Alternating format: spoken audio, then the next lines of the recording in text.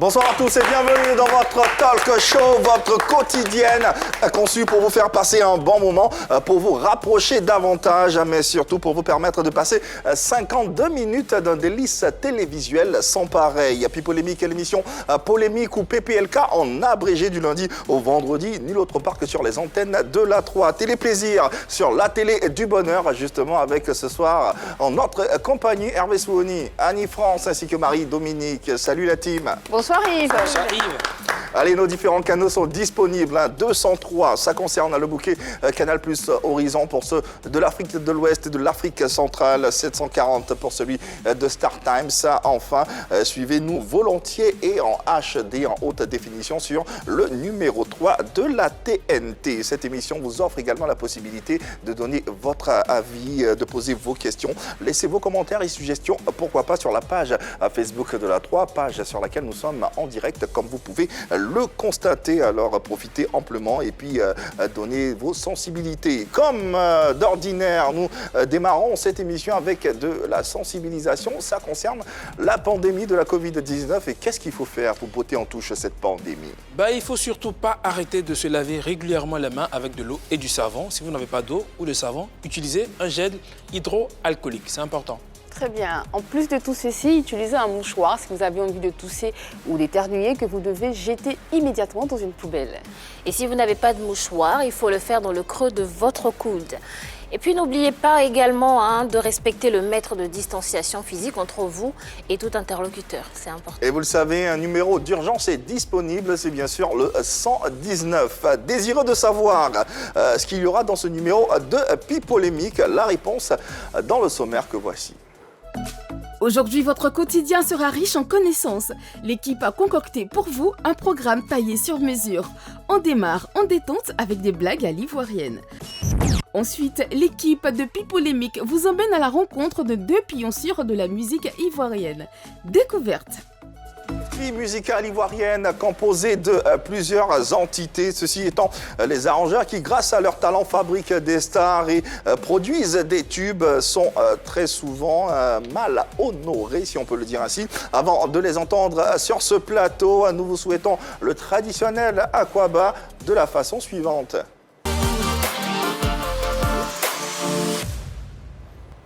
Hervé Souoni. Yvema, premier tableau de cette séquence à l'ivoirienne, il y a Nathalie qui dit à son chéri, bébé, mon anniversaire c'est le 31 octobre, hein. On fait quoi? Il lui a répondu, il y a élection. Aïe. Deuxième tableau, c'est quoi, vous êtes choqués? Ça n'a pas trop le rapport avec son anniversaire. Ah, mais il y a élection. Donc il n'y a pas d'anniversaire. Après, c'est important aussi.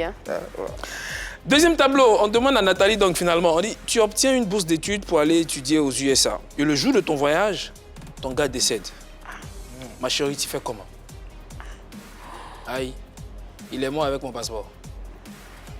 Nathalie, elle sait ce qu'elle veut dans la vie. Bon. Nathalie, En même temps, femme le gars, battante. le gars aussi, hein. Bon. Merci Yves, c'est tout. Merci à toi, Hervé Souoni. Permettez-nous le temps de vous rappeler que nous sommes disponibles et vous pouvez nous suivre à partir de vos différents téléphones. Comment faire? Tout simplement, si vous avez des smartphones, il existe une application RTI Mobile. Cette application est disponible. Vous pouvez l'avoir et la télécharger tant sur Play Store que App Store. Vous avez également la latitude de basculer sur la page YouTube de la 3. Sur cette page, il y a les différents replays de cette émission qui vous permettra bien sûr de vous mettre à jour. On en parle juste après ceci. L'un s'appelle Cédric Canavaro, l'autre Benbi. Ce qui les réunit, c'est l'arrangement musical. Doués tous les deux, ils ont fait et continuent de faire des merveilles grâce à leur oreille musicale, le don exceptionnel qu'ils ont et leur maîtrise des nouvelles technologies en matière de son. Faiseurs de stars, mais pas suffisamment honorés, c'est le sentiment qui anime Cédric Canavaro et Benbi. Sur le plateau de Pipolémique, ils s'expriment. Débat. Le manque de reconnaissance, quel est le sujet de ce numéro de PPLK. N'hésitez pas à interagir avec nous, vous le savez comment, à travers nos différents canaux, mais vous avez également la possibilité de poser vos questions en direct ou de les donner, tout simplement de donner vos avis en direct, ici même dans cette émission. D'ici là, recevons nos convives. L'un de nos invités est un arrangeur de la nouvelle génération. Sa carrière prend son envol en 2018 avec des chansons de groupes tels que Magic Diesel et Samy Succès. Peu de temps après, il fait la rencontre du groupe VDA avec lequel il enregistre la chanson d'hommage à Feu Désir Champion, chanson qui a connu d'ailleurs un franc succès. Cette collaboration leur a permis d'enchaîner des tubes, notamment le fameux hit Mon Zouglou du groupe Sans Façon. En 2020, il construit l'album Notre Exploit du groupe VDA, duquel est extrait le tube qui résonne partout en ce moment. Tu chantes bien, mais tu chantes pas fort. Sur le plateau de PPLK ce soir, merci de recevoir Bambi, l'arrangeur. Bambi, l'arrangeur, un doigté bien connu de la musique urbaine en Côte d'Ivoire. Bonsoir Bambi. Bonsoir. Bienvenue à la maison dans PPLK, on espère que tu vas bien. Bien, super bien. Ah bah ça fait plaisir de t'avoir. L'autre invité, quant à lui, est également un arrangeur de renom. C'est en novembre 2010 qu'il s'est réellement lancé dans le milieu. Après ses études primaires et secondaires, par amour pour la musique, il entre à l'INSAC où il obtient le bac H2 et poursuit ses études à l'école de musique. Titulaire d'un BTS en informatique, puis d'une licence en réseau informatique télécom. Il refuse une bourse d'études et préfère jouer au disque jockey, puis petit à petit finit par devenir arrangeur. Il a collaboré avec plusieurs chanteurs cotés tels que DJ Louis, DJ Bonanno, Shaolin, Shipper Conti, Borosangui, Molar et Papa Minis, Rocky Gold. En 2015, il est révélé véritablement grâce au titre Remuer la bouteille de DJ Kejevara. Merci de recevoir le talentueux Cédric Canavaro, également dans PPLK.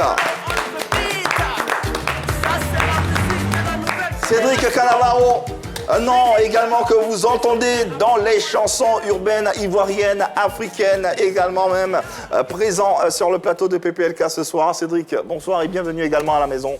Bonsoir. Comment vas-tu? Super bien. Ouais, on est très heureux de vous avoir et de parler de ce corps de métier en rapport avec la musique, les arrangeurs en Côte d'Ivoire. Les arrangeurs manquent de reconnaissance, mais avant on va parcourir le métier en lui-même et la corporation en elle-même. Déjà, qui doit-on appeler arrangeur et quel est son rôle? Bon, un arrangeur, l'arrangeur c'est celui qui crée l'orchestration autour de tout ce qui est la musique. La musique, il reçoit une mélodie et il crée tout ce qui est orchestration. Comment la batterie doit jouer, comment est-ce que la basse doit jouer, le clavier, et souvent même comment l'artiste doit chanter et tout. Ouais. Disons qu'un arrangeur, c'est... Bon, les Anglais appellent ça...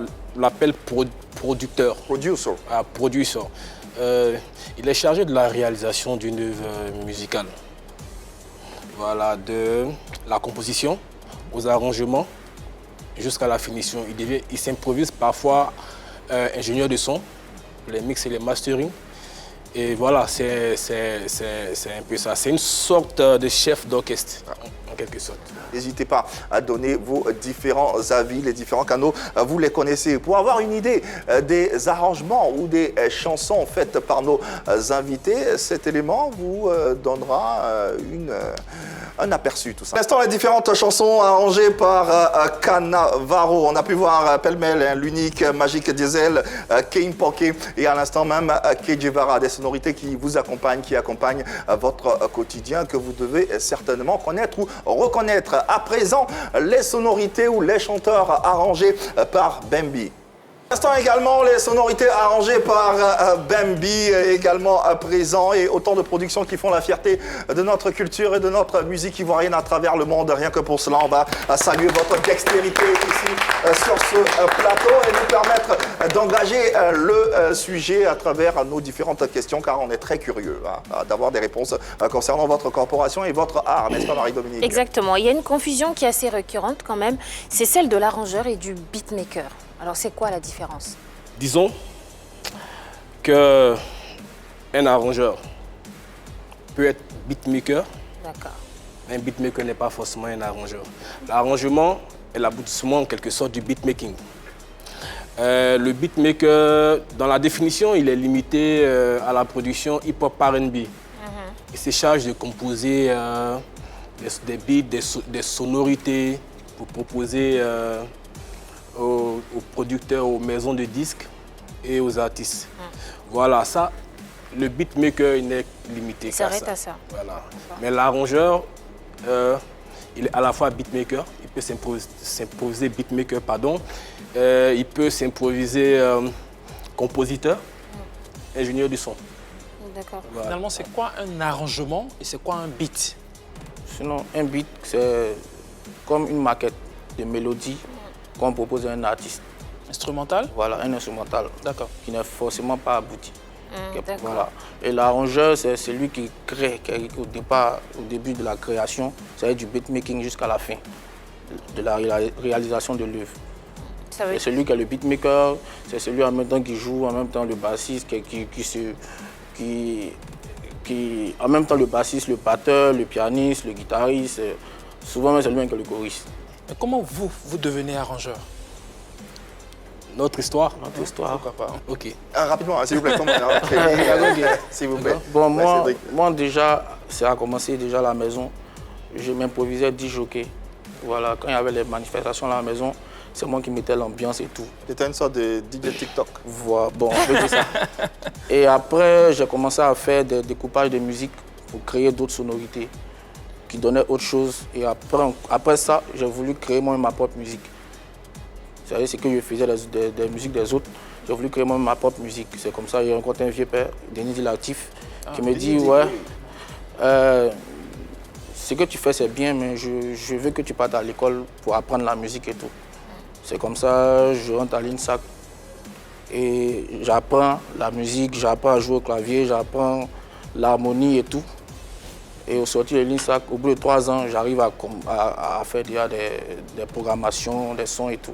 J'ai commencé, et des temps même à l'école, commencé à arranger des gens déjà. Voilà. Je vais saisir ta perche pour saluer ce grand homme de la culture ivoirienne et de l'arrangement aussi en Côte d'Ivoire, Denis Latif, qui est en ce moment aux États-Unis et qui nous suit très régulièrement. Oui, on peut le confirmer. Et toi, Benbi? Par contre, moi, je me suis surpris en train d'être arrangeur. C'est-à-dire? À la base, j'ai pas, je le faisais sans forcément savoir ce que je faisais. J'étais dans une petite ville à San Pedro. J'avais cette manie-là d'être curieux, de voir comment est-ce que les gens composent les chansons. Mais c'est après que j'ai découvert qu'en fait, il y a un métier en fait. Derrière, voilà. Donc, dans le temps, on avait un piano à l'église. J'essaie de composer des caisses claires, des trucs comme ça. Et puis c'est après, j'essaie de voir, mais comment je peux mettre une voix dessus. Voilà, donc, bon, après, voilà, je le faisais comme ça. Et puis après, je découvre qu'il y a des métiers d'arrangeur. C'est là même, j'entendais des noms, mais je ne savais pas que c'était ce qu'ils faisaient. Tu n'as même pas eu besoin d'un mentor? Non. Non, du tout? Non, non. Alors, on vous entend, c'est un métier qui correspond à certains codes, mais qui ne nécessite pas pour autant une formation particulière ou spécifique. C'est quand même un peu bizarre. Bon, ça nécessite normalement une formation.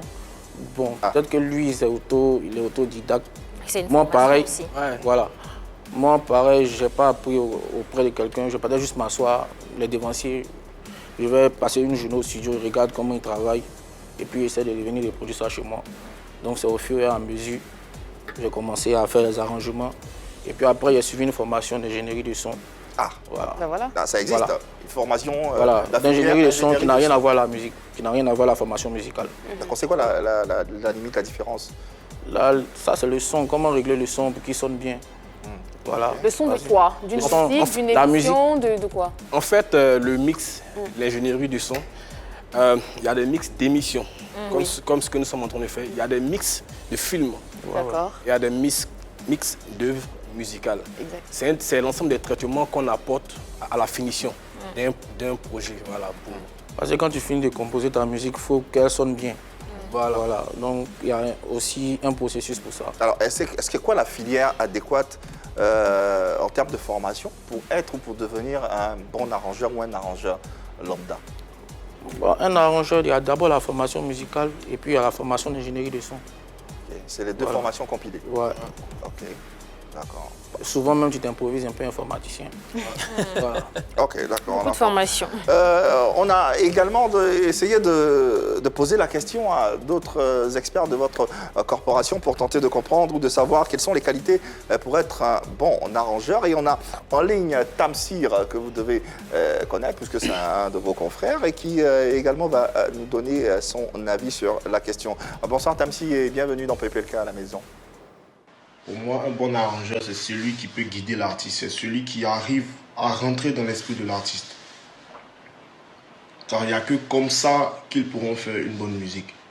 Généralement, quand les artistes viennent, ils ont peut-être le refrain ou ils ont l'idée de la chanson, mais ils ne savent pas forcément comment est-ce que cela doit être fait. Et le rôle de l'arrangeur, c'est de lui proposer de bonnes sonorités, c'est de faire une bonne structure afin que la musique soit bonne. Et moi, les meilleures chansons, c'est là où l'arrangeur et l'artiste fusionnent. Et ils sont dans le même état d'esprit. Donc voilà, pour moi c'est ça. Merci infiniment pour cette éclaircie. Il y a de la psychologie, tout comme ce qu'il disait. Il faut rentrer dans l'esprit ou dans le corps de l'artiste avec lequel tu travailles. Il faut fusionner avec lui. Tout à fait. Et ça, c'est également un point qui est très important. Ouais, très important. Ouais, parce qu'à la base, tout le monde peut faire du son. Il suffit de connaître un peu de musique. Il suffit de connaître un peu de compo. Mais après, il y a le son et il y a les tubes en fait. Quand tu dis qu'il suffit de connaître un peu de musique, tu veux dire qu'il suffit de savoir lire des partitions? Ou Pas forcément. Pas forcément. Voilà, il faut juste, comme je le disais tantôt, avoir le sens de l'harmonie. Voilà. T'as pas ça, tu peux pas rentrer dans l'esprit d'un artiste. C'est quasi impossible. C'est quoi le sens de l'harmonie? Le sens de l'harmonie, l'art d'agencer des sons qui vont plaire aux gens. Voilà. Avoir des sons qui sont dans les mêmes gammes, qui peuvent entraîner un public, tout et tout. Voilà, donc c'est un peu ça. Ça, c'est le sens de l'harmonie. Voilà. Est-ce que l'arrangeur doit savoir lire une partition? Est-ce qu'il doit savoir forcément lire la musique, déchiffrer les codes musicaux? Je peux dire oui, ouais, parce que... Tu peux dire. Ouais, parce qu'il y a des chansons qu'on te transmet par écrit. Je me rappelle quand moi j'étais à l'école, encore à l'INSAC, le professeur il vient, il partage les partitions, il dit je vous note la semaine prochaine. Il ne te montre pas comment tu vas commencer ton morceau. C'est ce qu'on nous donnait comme exercice pour être noté la semaine qui suivait. Et il y a des personnes qui viennent te voir aussi, c'est déjà écrit, la musique est déjà écrite, te dit je veux un arrangement sur ça. Tu es obligé de savoir lire pour pouvoir comprendre, connaître la mélodie, comprendre ce qu'il veut. Si c'est pas lire, tu fais ça comment? Pourtant, tous les arrangeurs ne savent pas lire une partition. Bon, je sais pas. Pas tout le monde. Justement, j'allais te poser la question à Bembi. Si tu Je pense que Bembi, il a dit tout à l'heure. Moi, je suis autodidacte à la base. Je n'ai pas appris à lire des partitions. Voilà, mais ça ne m'empêche pas de faire... De faire des arrangements. Voilà. On dit souvent que l'arrangeur est avant tout un musicien confirmé. C'est qu'il doit savoir jouer d'un ou plusieurs instruments. Mais aujourd'hui, on remarque que beaucoup d'arrangeurs utilisent des machines pour faire des compositions. Est-ce que ça ne décrédibilise pas un peu leur talent? C'est vrai, un arrangeur doit savoir forcément jouer un instrument à la base. Voilà, à la base. Mais aujourd'hui, avec l'avancée technologique, tout le monde, il suffit de connaître un logiciel de musique que tu maîtrises bien, avoir un peu des notions de musique. Vite fait, tu te fabriques un truc. Voilà. C'était un truc qui était avant vrai, mais aujourd'hui, avec l'évolution de la technologie, on ne peut plus dire que forcément un arrangeur doit savoir jouer d'un instrument. Voilà. Il faut avoir des notions. Voilà, il faut connaître. Comme tu disais tout à l'heure, le bon arrangeur ou l'arrangeur, c'est celui qui arrive à rentrer dans l'esprit de l'artiste. Est-ce qu'il vous est déjà arrivé d'être en face de quelqu'un qui vous dit Cédric Cannavaro, je vais chanter. On dit, tu veux chanter quoi? Je sais pas, je vais juste chanter. Je vais m'envoler. On l'a dit ici, elle commandante. Oui, je prends le cas de Kei Bokeh. Il est venu me voir, il dit voici, il avait déjà enregistré sa chanson en live dans une soirée. Il m'a apporté la vidéo. Il m'a dit voici le son que je veux enregistrer avec toi. Je lui ai dit oui, bon, c'est ça, il n'y a plus le temps d'écouter une semaine avant. Et quand on est arrivé au studio, j'ai composé la musique. Il m'a dit, mais c'est quoi ça? Il lui a dit, c'est ta musique, c'est sur ça que tu vas chanter. Au début, il était un peu sceptique, il n'était pas emballé. Voilà, il n'était pas emballé parce que c'est pas ce qu'il voulait. Il lui a dit, mais c'est ce qui va marcher parce qu'il n'y a plus rentrer dans ce qui... Moi, en fait, j'ai fait tout ce qui doit marcher. Tu viens à ta musique, si je ne la sens pas, je ne la fais pas. Mais là, tu as fait plus qu'entrer ouais. dans son esprit. Hein. Voilà. Tu es allé un peu plus loin. Voilà, un peu plus loin, pour ce qui va plaire au public. Donc, j'ai changé carrément sa musique. Et il était d'accord avec ça? Et au début, il a dit, chante, vas-y. Et on a fini d'enregistrer la chanson, il n'était pas encore sûr. Et quand nous sommes partis rejoindre un groupe d'amis, quelque part, quand on a mis le CD, on dit, ouais, c'est le son de qui ça? Il dit, c'est ma chanson. On dit, mais c'est lourd, c'est un tube. Quelles sont les différentes étapes pour la réalisation d'une chanson? C'est-à-dire entre le contact avec l'artiste jusqu'à la sortie de la chanson. D'abord, quand l'artiste me contacte, tout comme lui, hein, je veux d'abord écouter qu'il m'envoie une note vocale par WhatsApp parce qu'il y a trop de monde maintenant qui veut chanter. Donc il m'envoie une note vocale, je peux l'écouter 3, 4, 5 fois. Quand je ne sens pas le truc, je lui dis, ben, écoute, ouais, je t'appelle un autre truc là-bas. Voilà, c'est arrivé plusieurs fois. Donc on commence par ça d'abord. J'écoute d'abord une note vocale qui doit d'abord... Là, tu jauges, là. Voilà, me donner envie de travailler. Maintenant, après, on arrive, il y a les séances de programmation. Des séances de programmation déjà pour concevoir, pour faire le beatmaking voilà, de l'œuvre. Et après, bon, il chante, il pose une voix témoin. Voilà. Souvent, quand son texte n'est pas très calé, on lui dit, bon, prends l'instru, il faut partir bosser. Mais très souvent, quand c'est calé, il pose en même temps. Il arrive même que des fois, on fasse une chanson en une journée. Parce que le mec l'a posé un coup, c'est déjà arrivé, sur le titre de Hommage à des champions. On a enregistré le son de 8h à 16h. Avec le groupe VDA? Ouais, avec le groupe VDA à San Pedro. Et là, il y a une anecdote dessus, si vous permettez. Oui. Vers 14h, le manager attendait le son à la Sikoji. On devait lui envoyer ça par WhatsApp. Et puis le courant est coupé. Pendant qu'on est en train de finir là, c'est coupé. Donc j'ai soulevé mes baffes. J'ai pris mon unité centrale, on est parti chez moi à la maison avec le groupe. J'ai mis ça sur le tabouret. Et j'ai fini le son là au salon. Donc quand on a fini, je leur ai donné son parti. Le lendemain, je l'ai appelé, je lui ai dit, bon, le courant est venu, je vais bien mixer. Il dit, non, il ne faut plus toucher. Il ne faut plus toucher le son. Mais le son qui a commencé à 8h, à 13h, c'est un psychologie pour quoi? Moi, il dit, je vais remixer. Il dit, non, il ne faut plus toucher. On ne veut plus que tu touches quelque chose. Et puis, voilà, et puis c'est parti comme ça. Au début, je n'aimais pas écouter le son parce que je dis, non, je n'ai pas bien travaillé. Mais après, les gens ont écouté, les gens ont aimé. Et puis bon, après, moi aussi, j'ai commencé à aimer, voilà. Voilà, donc il y a ça. Il y a des fois où le gars vient, c'est un coup. Il y a des fois, on peut faire 1 semaine, 2 semaines. On pose une voix, après il vient, il pose encore, c'est pas ça. Bon, ça dépend. Voilà, les étapes diffèrent. Ouais. On entend de plus en plus de chanteurs qui spottent les arrangeurs dans leurs chansons. Soit c'est même leur propre nom, soit c'est le nom de l'arrangeur. Qu'est-ce qui explique cela? Maintenant, ça va plus loin même. Les arrangeurs ont une signature. Ouais. On the beat. Le tag. Ouais. Ça s'appelle? Le tag. Le tag. Le tag, d'accord. On a commencé à écouter ça dans les sons un peu hip-hop, les sons européens, des arrangeurs qui signaient. Et puis, bon, nous aussi, c'est une manière pour nous de faire notre publicité parce que, voilà, l'œuvre sort, l'artiste ne va pas toujours se promener avec ton nom pour dire que ouais, c'est des Cannavaro, ou bien Benby.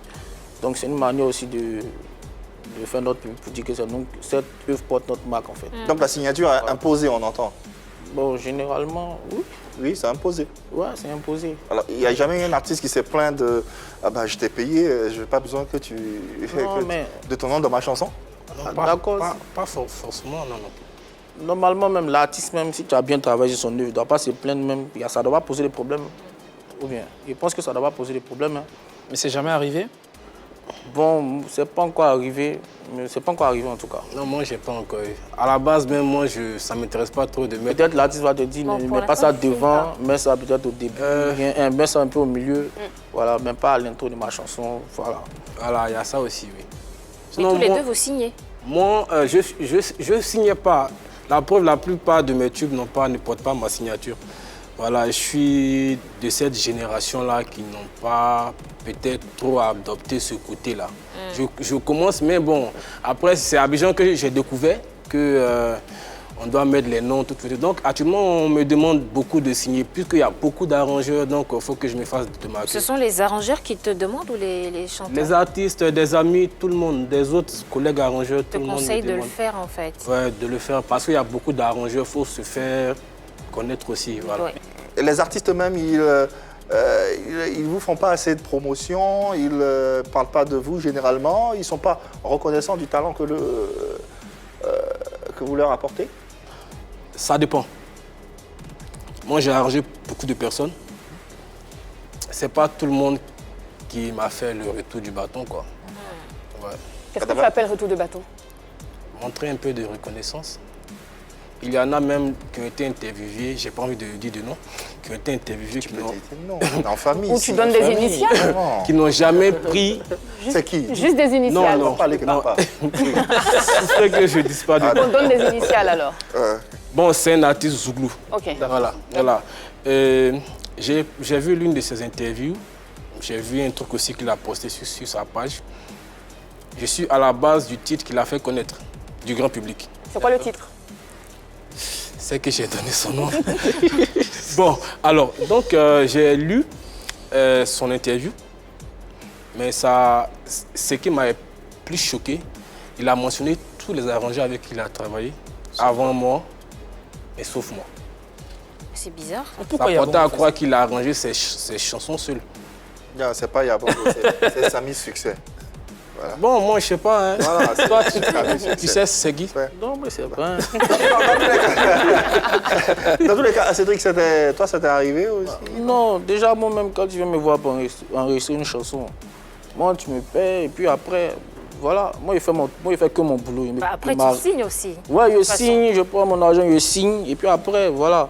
Si ton œuvre a pris, c'est Dieu qui a voulu, voilà. Moi-même, ça m'arrange encore, parce que on demandera après qui a fait, c'est Cédric. Ça me ramène toujours des clients, voilà. Alors, ces différentes situations vont nous permettre de nous poser une question essentielle dans le déroulement de cette émission, à savoir, est-ce que les chanteurs ont le devoir de reconnaissance envers leur arrangeur? Vous serez mis à contribution également dans ce débat. Vous pourrez donner votre avis. Les téléspectateurs également, vous connaissez les différents canaux et comment y participer. Vous n'avez qu'à envoyer votre numéro de téléphone sur votre profil Facebook de la 3 et derrière, l'équipe se chargera de vous rappeler. Votre avis ou vos questions seront très utiles dans ce débat. Messieurs, dames, les chanteurs ont-ils un devoir de reconnaissance envers nos amis arrangeurs qui sont dotés d'un talent extraordinaire? Ça, on le sait. J'entends pas devoir de reconnaissance, l'artiste doit se plier en quatre parce que c'est l'arrangeur qui plus ou moins... Ah non. Voilà, donc... Devoir de reconnaissance, voilà. un minimum. Parce qu'à la base, c'est du business. Comme il a dit tout à l'heure, c'est du business. Je viens, tu me dis combien ça coûte pour pouvoir arranger ma chanson. Je chante chez toi, tu arranges ma chanson. Après, d'autant plus que tu as de retours, comment on appelle ça, Des clients qui reviennent après? Non, ça, mais aussi, ils ont des droits voisins aussi sur l'exploitation de cette chanson. Donc pour moi, c'est du business. On a fait ce qu'on avait à faire et puis bon, on passe à autre chose. C'est comme si on demandait à un acteur de cinéma d'être autant reconnaissant envers le caméraman du film. C'est un peu trop demandé. Et il les cite souvent, les acteurs. Oui. Mais c'est du business. On a collaboré ensemble pour pouvoir faire sortir quelque chose. C'est sorti, ça marche. Chacun prend ce qu'il a à prendre et puis bon. Alors justement, est-ce que cette reconnaissance, ça c'est pas une forme de business aussi? Reconnaître que Cannavaro a arrangé mon son qui marche aujourd'hui, est-ce que c'est pas une forme de business pour le futur ou les futurs clients, les potentiels futurs clients de Cannavaro? Ben oui, c'est du business, c'est un peu comme du marketing. Tu dis à tout le monde que c'est Cannavaro ou Benby qui a arrangé ton son, le son il est bon et ça ramène des clients. Ouais. Peut-être même que tu peux avoir un pourcentage si on va plus loin, si on veut faire du business. Ouais. Je ne pense pas que ce soit qu'une question d'argent dans ce cas-là. C'est vrai, il y a une rémunération, comme pour tous les prestataires de services, mais dans ce cas-là, c'est une œuvre qui est vue et appréciée par le monde entier, en tout cas qui peut l'être. C'est une œuvre qui va générer des revenus pendant des années. Et pendant ces années-là, il y a une seule personne qui en tire toute la gloire. Et moi, je trouve ça un peu injuste quand même. Il y a des personnes qui pensent que l'artiste, le chanteur et l'arrangeur font chacun 50% du boulot sur une chanson. Je pense que c'est faux. Le chanteur, des fois, il ne fait même pas 10%. Parce que des fois, le texte, il n'a même pas écrit. L'arrangeur, c'est lui qui va, il va façonner la musique, il va l'adapter au style du chanteur, à la thématique qu'il a envie d'aborder. Il va placer les notes de sorte qu'il y ait une certaine harmonie, une orchestration parfaite pour qu'il en sorte une chanson qui va cartonner. Donc je pense que l'arrangeur, il fait beaucoup. Pour autant, ça reste sa chanson, la chanson du client. Bien sûr, ça reste sa chanson. Je veux dire, tant que l'arrangeur n'est pas encore intervenu sur la chanson, c'est pas vraiment une chanson, hein. C'est un test. Même après qu'il soit, intervenu, ça demeure sa chanson. Et ici aussi, si l'artiste n'intervient pas sur cette chanson, c'est plus une chanson, c'est un instrumental. Oui, c'est une musique. C'est une musique. Ça, on est d'accord là-dessus. Mais je veux dire, on ne peut pas aller, si le chanteur il a un texte qui est bon, il a un bon thème, et que l'arrangement n'est pas bon, la chanson ne peut pas cartonner. Elle n'ira nulle part, la chanson. Si. Je pense que le mérite revient plus à l'arrangeur qui va structurer la chanson, qui va choisir la rythmique adéquate et qui va enjoliver cette chanson, simplement. Avant d'entendre Annie, quelle est votre réaction sur ces deux avis concernant la question? Est-ce que les chanteurs ont un devoir de reconnaissance? Devoir de reconnaissance. Je dirais non. Non, parce que quand l'artiste paye, il n'est plus obligé de revenir dire tiens. Il n'est pas obligé, il a payé, il a été servi, point final. Mais on n'est pas contre un minimum de reconnaissance. Ça ferait plaisir. Dans ce cas, pourquoi tu te plains que Samy Succès te cite pas? Je ne l'ai jamais dit. Je ne l'ai jamais dit. Celui dont tu parlais. Voilà. Voilà. Donc, en fait, c'est un peu ça. Je le dis, je ne me plains pas. Mais c'est un truc que je dis. Voilà. Tu as été choqué? Bien sûr. Bien sûr. Bien sûr. D'abord, on parle de l'œuvre que j'ai arrangée. Pour l'œuvre pour laquelle j'ai veillé. Mais après, voilà. Donc pour revenir à ce que je suis en train de dire, il n'est pas du tout obligé de venir nous voir après pour dire. Mais après, il y a le côté humain qui voudrait quand même que, voilà. Et puis, ça fait plaisir. Quand le gars, il vient, il te tend la pêche là, il y a quelque chose qui se réveille, quoi. Tu es encore plus motivé pour lui. Je prends un exemple. Là, je vais le dire haut et fort sur ce plateau-là. Depuis que je fais les arrangements, il y a certains artistes qui m'ont montré de la reconnaissance. Hein? Je prends le cas de VDA. Parce qu'ils t'ont montré de la reconnaissance? Ils me mettent bien même. D'accord. Sinon, tu n'aurais pas dit ça. Jusqu'à quel point? Sinon, tu l'aurais pas dit sur ce plateau. Oui, ils me mettent bien. Et moi, personnellement, ils payent leur studio, c'est pas gratuit, ils payent. Mais après, il y a le retour à côté. Ils me mettent bien, je ne peux pas gâter leur nom. Lui, c'est... Voilà, donc il y a ça. Et moi, je pense que si tous les artistes faisaient ça pour les arrangeurs qui ont participé quand même à leur carrière, ce serait bien. Ça n'allait pas être mauvais, quoi. Nous avons joint Narcisse K, qui est opérateur culturel, journaliste culturel également, qui nous donne son avis sur la question. Bonjour Narcisse et bienvenue dans PPLK.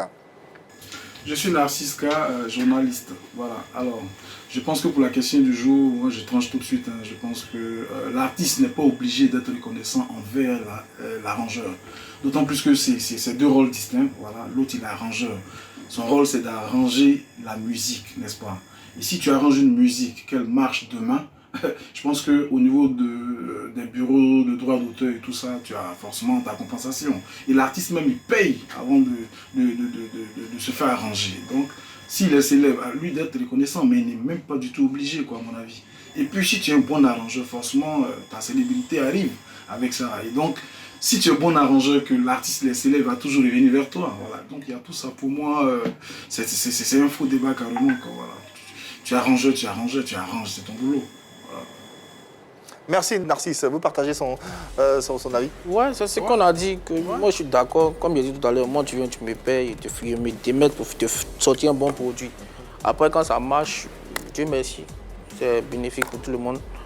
Maintenant, après, s'il y a un artiste qui trouve que vraiment, tu as vraiment bossé, qui veut te faire, il veut, je sais pas... Il veut booster ton inspiration. Voilà, il veut...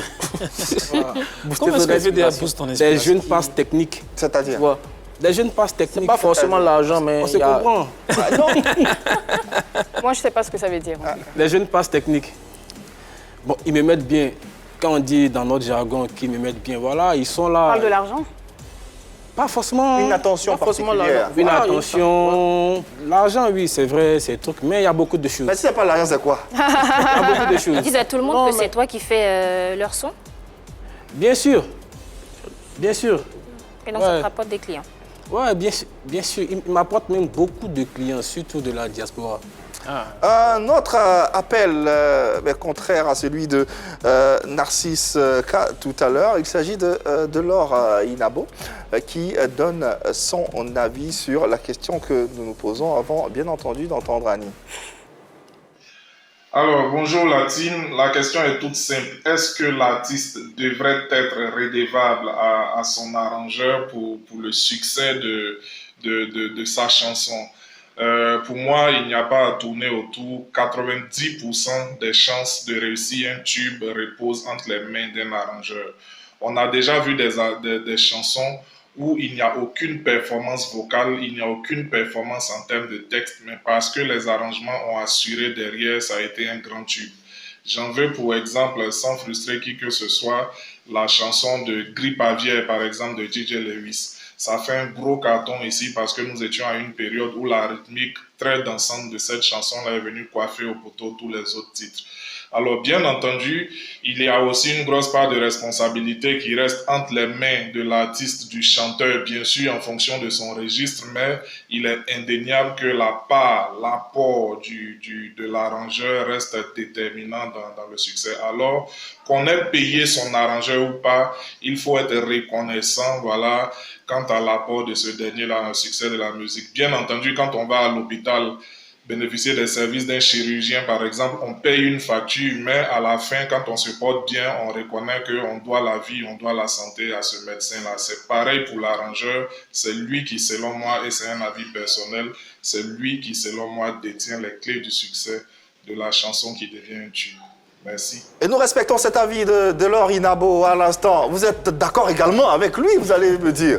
Mais bien sûr. On est d'accord. Vous êtes d'accord avec tout les le monde? deux ont raison. Les deux, parce qu'en fait, ils ne se contredisent pas. Hein. Quand on écoute bien, ils ne se contredisent pas, oui.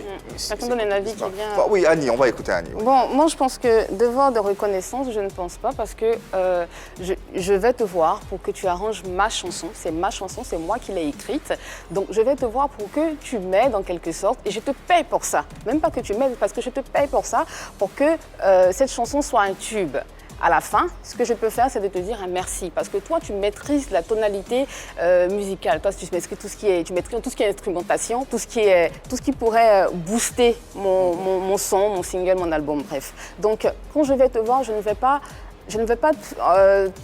te tendre, je ne vais pas pour que tu me tendes la main, je ne vais pas te mendier ton attention, mais je veux qu'on travaille ensemble, c'est une collaboration. Ce n'est pas une relation de plus fort ou plus faible. Il n'y a personne qui est fort et personne qui est faible. Je pense qu'on est tous au même niveau. Et moi, j'écris mes chansons. Et quand je viens te voir, j'ai ta mélodie dans la tête. Et quand je viens te voir, c'est pour que tu m'aides à harmoniser un peu tout ceci, pour que ce soit joli à entendre, tout simplement. Voilà. Et souvent même, c'est pas seulement pour harmoniser, c'est simplement parce que l'artiste ne sait pas, n'a pas la technique pour l'ordinateur. J'ai regardé une vidéo Arafat et Bobo Avatar où il demandait à Bobo Avatar de jouer une note de guitare, mais il faisait la note avec sa bouche. Mais comme Bobo Avatar, il dit non, pas comme ça, je veux ça comme ça. Parce qu'il ne sait pas jouer. Donc c'est pas toujours le cas où l'artiste vient, il ne sait pas jouer, ne sait pas chanter, et puis c'est l'arrangeur qui fait tout. Hein. Ça arrive où l'artiste vient, mais il sait ce qu'il veut du début jusqu'à la fin. Et l'arrangeur est juste là pour lui donner le coup de main technique. Mais dans les deux cas, si l'arrangeur n'intervient pas, on n'a pas le son. Parlons justement de VDA. On a pu les avoir et voici le message qu'ils nous portent ce soir à votre endroit et concernant ce sujet. Bonsoir les amis et bienvenue chez vous à la maison. Hello. Salut. Voilà, salut la famille. VDA, tu as reconnu la voix. Voilà. À la question qui nous a été posée, à savoir si un artiste doit être redevable, reconnaissant envers son arrangeur par rapport à l'œuvre qu'ils auront bâtie et donc du coup, qui trouve une caution auprès du grand public. Je pense que, on va dire oui, parce que ça dépend aussi vous voyez, des relations. Des origines, voilà, de leurs relations et autres.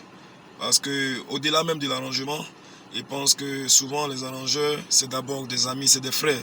On partage beaucoup de choses, voilà. Mais l'œuvre de l'esprit, vous voyez, ça ne s'explique pas. Il faut être au studio pour vivre. C'est ensemble que ce travail se fait, dans la plupart, je dis, dans les studios et autres. Voilà. L'arrangeur apporte ses idées, l'artiste aussi apporte ses idées, et c'est la somme de tout ça qui sort et, tu vois, qui donne vraiment un bon produit. Et je pense que c'est quand même des valeurs à préserver. Et ça ne coûte rien.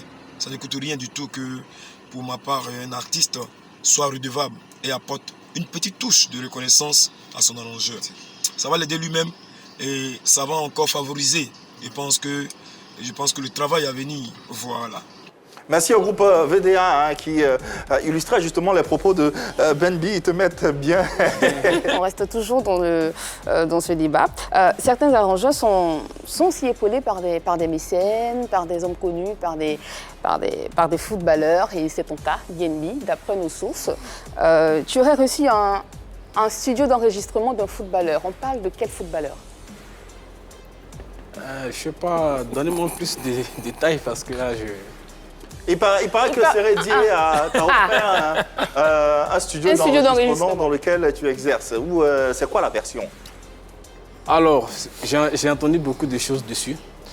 En fait, déjà, ce que je veux dire, c'est que faudrait que ça soit clair un peu pour tout le monde. Alors, en fait. donc, j'ai eu à collaborer avec lui, Seredi, qui est le producteur d'un groupe que j'arrange, notamment VDA. C'est Seredi, producteur de VDA? Oui. Donc, dans la collaboration, il a fait un studio. On a commencé à travailler. Mais la collaboration a pris fin. C'est tout ce que je peux dire. On n'a pas eu d'histoire. Il m'a appelé il y a 2 semaines. Là, ça a pris fin comment? De quelle façon? Non, ça a pris fin. Juste que peut-être qu'on n'avait pas la même vision, quoi. C'est tout. Voilà. Ouais, on n'est pas... Ça a pris fin comment? Je sais pas. Tu n'as pas dit pourquoi? Comment? Bon, si tu qu'est-ce que vous voulez savoir? Bon, qu'est-ce qui s'est passé pour que la collaboration prenne fin? Elle a pris fin tout court. Nous, on a eu écho, tu nous diras si c'est vrai ou pas, d'autant plus que tu es sur le plateau, que Seredi a fait venir le petit frère de José, l'artiste chanteuse, son petit frère, pour fermer le studio à clé pour ramasser tout le matériel. Vrai ou faux? Alors, dans la mesure où ça ne s'est pas passé devant moi, mais ça peut être vrai, mais ça ne s'est pas passé devant moi. Mais pourquoi ça peut être vrai? Moi, en fait, j'avais des petits... Le studio est fermé ou pas? Là, franchement, je ne suis plus avec lui. Donc... Qui a fermé le studio quand tu étais avec lui? Bon, selon mes sources, selon ce qu'on m'a appelé pour me dire, on dit que le petit frère de José est venu fermer le studio. C'est tout ce que je sais. Et tu n'as pas appelé Seredi pour lui demander ce qui s'est passé? Non. Non. Non. Le studio, il était à toi ou à Seredi? Il n'était pas à moi, il était à Seredi. C'est son investissement, c'est son projet. C'est ton employeur? Non. C'était ton employeur? Non. C'était quoi la nature de votre collaboration? Une collaboration. C'était quoi la nature de la collaboration? En fait, la collaboration, on n'avait pas de base fixe. On se connaît, d'abord, c'est un bon grand frère à moi. Un très bon grand frère à moi, on se connaît. Et il voulait faire un studio. Et il m'a coopté. Voilà, pour suivre les travaux de son studio. On a fini. J'ai commencé à travailler et puis voilà, peu de temps après, on a arrêté la collaboration. Voilà. Alors, il a fermé le studio à quel moment? Après la fin de la collaboration ou pendant que vous étiez encore en activité tous les deux? Pendant. C'est-à-dire que vous étiez encore en collaboration, il a fermé le studio. Il ouvre un studio, tu l'aides à ouvrir un studio, et à un moment, il ferme le studio, il récupère les appareils. C'est-à-dire, toi, tu ne pars pas, il ne te demande pas de partir, mais il ferme le studio et récupère les appareils. Je ne comprends pas du tout. Ouais, ça semble bizarre. Mais et tu nous dis que tu ne sais pas pourquoi? Justement, parce qu'il ne m'a pas appelé pour me dire quoi que ce soit. Et toi, tu ne l'as pas appelé? C'est un bon grand frère à toi et tout. Tu ne l'as pas appelé? Tu n'as pas donné à savoir ce qui se passe? C'est vrai qu'on ne s'est pas appelé pendant un très long moment quand ça s'est passé, mais après, on s'est appelé. Non, mais c'est que tu nous caches quelque chose. Ouais. Ça ne peut pas venir du jour au lendemain. Tu es là, ton employeur débarque, il prend les clés et il ferme le studio. Et toi, tu ne cherches pas à savoir ce qui s'est passé, pourquoi, et tu ne dis rien, tu es là. Justement, je n'ai pas compris. Mais donc, tu aurais cherché à comprendre. Bon, à la base, ça dépend de comment je réagis. J'ai mon comportement à moi. j'ai ma fierté, tout et tout. Donc quand un truc se passe, voilà, je ne cherche pas à rentrer dans les détails, je suis resté dans mon coin. Et bon, récemment, il m'a appelé. On a causé de tout et de rien. Alors qu'est-ce qui s'est passé? Il y a un truc que je ne comprends pas, Yves. Il y a quelque chose qui me tire l'épine. Vous travaillez ensemble, vous êtes encore dans la collaboration, il ferme le studio, tu ne sais pas pourquoi, et tu ne lui poses pas la question non plus. Et il y a 2 semaines, il t'appelle et comme si la vie était belle et vous parlez tout tranquillement. Qu'est-ce que vous êtes dit, ça semble bizarre. Non, on ça a ne parlé. semble pas, c'est bizarre. En fait. C'est bizarre, oui, c'est vrai. En fait, on a parlé, on ne s'est pas... on ne s'est pas trop attardé sur l'histoire du studio, je pense. Qu'est-ce qu'il t'a dit? Qu'est-ce qu'il t'a dit? Forcément, tu lui as posé la question, pourquoi le studio est fermé? Justement, je n'ai pas posé de questions. Ah. Waouh, d'accord. Ouais, je n'ai pas posé de questions, il m'a appelé. On a causé, il m'a dit pourquoi je ne l'appelle pas, tout. On a causé, c'est une causerie normale. Il n'y a pas eu, j'ai pas fait d'histoire avec lui comme les gens veulent le faire croire, quoi. J'ai pas eu à, voilà. Donc. Le débat peut se poursuivre chez vous à la maison. Le temps pour nous de refermer nos échanges avec les actualités respectives de nos invités en termes de projection. Cédric Canavaro et puis BNB, comment on se projette? Il y a quoi qui arrive au show là? Vas-y. Aïe. Pourquoi? Bon, alors, moi, comme je le disais tantôt, je suis avec un grand groupe international. Donc, je vais taire le nom. Et pourquoi? Parce qu'ils ont demandé ça. Ok. Pour le moment, non, ça, la 3 sera forcément nos invités. Faut dire comme ça. Après, on va dire. Ils viennent prendre la clé. Non. On sait. Non, on va dire. Tu as un truc. Non, on va le dire. En fait, le truc, c'est que c'est un groupe international qui m'a contacté. Hein, parce que c'est pour d'abord faire un studio d'enregistrement norme international. D'accord. Hein, et en même temps, pallier à un mal que vit le showbiz en général en Côte d'Ivoire. Parce qu'il y a un constat. Les producteurs, les artistes viennent en studio, mais l'après-studio reste un mythe. Ça reste un flou. Pour beaucoup d'entre eux, ils ne savent pas comment faire pour... la promotion et tout. Voilà, monnayer véritablement. Pourtant, la musique est une industrie. Dans d'autres pays, ça se fait. Voilà. Donc c'est en ce sens-là que ce groupe-là s'installe. Voilà. Les travaux ont démarré il y a 1 mois. Je pense que mi-décembre, on sera fin prêt. Voilà, donc c'est ce que je... Et toi, tu seras actionnaire ou ce sera quoi ton rôle? Premier responsable. Premier responsable. Ouais. Employé alors? Comment? Employé? Non. Pas employé. C'est un partenariat. Voilà, c'est un partenariat. Cette fois-ci, sa signature sera imposante. On va pas fermer Yves, t'en fais pas. C'est un partenariat. Puisque Canavaro, il est plus ou moins sceptique à l'idée de se projeter ou de parler de ses projets, Le projet, c'est les différents albums des artistes. Je veux aussi essayer dans la production, la création d'un label, essayer de donner la chance aussi à de nouveaux talents et tout. Voilà, vu que moi je ne veux pas passer de l'autre côté, prendre le micro, essayer de donner la chance à des talents qui m'entourent, que je vois chaque jour. Voilà. Et c'est tout à ton honneur d'ailleurs de faire cela. Un appel à présent ou un appelant qui certainement te fera assurément plaisir. On va regarder ensemble et on en parle tout juste après. Yo, voilà, c'est l'unique. Voilà, Cédric Canavaro, c'est quelqu'un pour qui j'ai beaucoup de respect. Voilà, c'est au-delà du travail qu'on fait ensemble, c'est mon frère. Au-delà du travail, voilà, c'est mon frère. Et je suis content de son évolution. Je suis content qu'aujourd'hui il arrange pas mal d'artistes. Et tout ce que je peux lui dire, c'est fonce, tu es sur le droit chemin, sur le bon chemin et je suis de cœur avec toi. Voilà, là je suis à Paris, mais quand je vais revenir, tu connais, on va reprendre le boulot. Et donc, très bonne émission et puis on est ensemble, frère. TK, l'unique. Ouais, depuis Paris, hein, l'unique. Un message à l'endroit de son collaborateur Canavaro. Ça fait plaisir, c'est bien. L'unique au-delà du travail, c'est... Là, si t'aimais bien. Lui, il n'a pas besoin de ça, de toute façon. Ouais, il n'a pas après, si, c'est ça qui ne t'aimait pas bien. Pourquoi? Tu n'as pas répondu, je t'ai posé la question, tu as fait bon. Là, il revient de Paris, hein? Ouais, à son retour, je pense qu'il va... Il va te mettre bien à son retour. Mais par contre, il y a des artistes quand même qui, voilà, au-delà du travail, qui me mettent bien, qui sont toujours avec moi, qui veulent qu'on soit toujours ensemble. Voilà. Et c'est vrai que Guevara, Gadoukou La Star, Nash, le VP Kajim, et voilà quoi.